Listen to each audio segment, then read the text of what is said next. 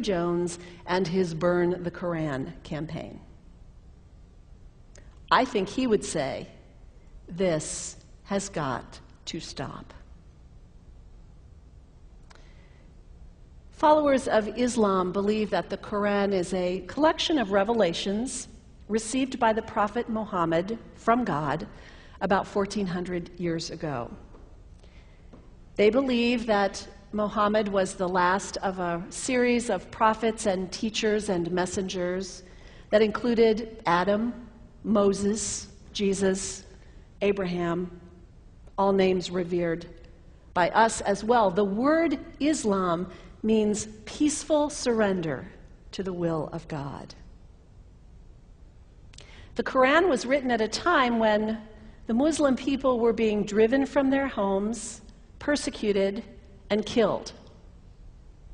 The Old Testament was written at a time when Jewish people were being driven from their homes, persecuted, and killed. And religious scholars will tell you that most Holy Scriptures have stories of war and violence in them. Throughout history, most faiths have used these texts to justify violence. And if there's anyone in this room at this moment who's thinking that I've got it wrong, after church today, pull out your Bible and look up Psalm 137. And you'll see that our own text has passages that can make us uncomfortable. But also, like the Bible, the predominant message of the Quran is of peace and care and loving God, justice, care for the neighbor, care for the stranger. In the Bible, we have thou shalt not kill. In the Quran, we have whoever kills another, surely he is killing all of humanity. And whoever saves the life of another, surely he saves the lives of all humanity. These are words of peace, words of faith, words that could save the world if we would take them to heart. The second thing you can do the next time someone sends you one of those emails demonizing Islam, delete it. Don't forward it. Don't participate in the stereotyping. Don't give in to your fear. It's okay to be a little afraid. We all have those emotions. Just don't give in to it. Don't sign on for it.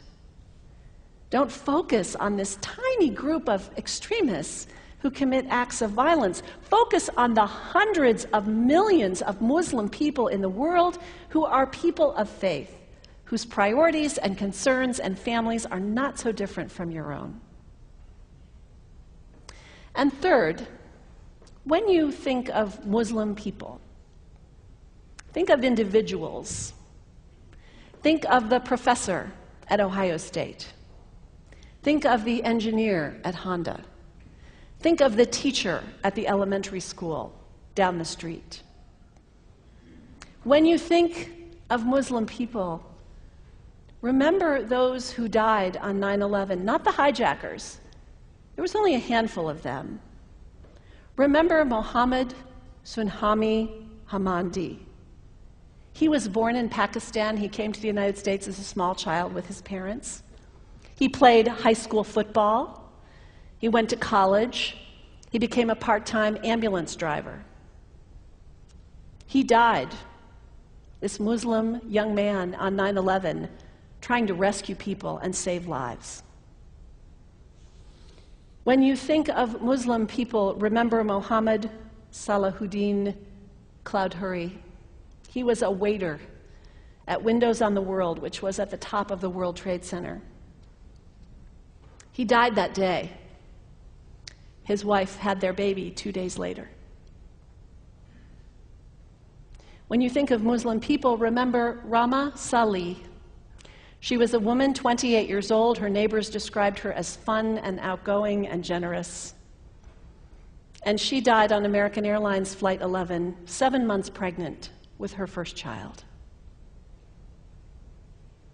Remember the founder of the Islamic Circle of North America, who worked in the World Trade Center and also died on September 11th. That same group now is giving away tens of thousands of copies of the Quran in response to the campaign about burning the Quran. In the language of their own tradition, they are spreading words of faith and peace and hope.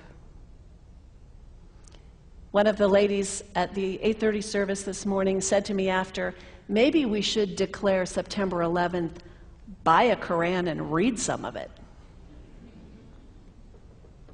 It is for us to share our message of love and hope and peace, but let us do it with grace and respect and, above all, humility.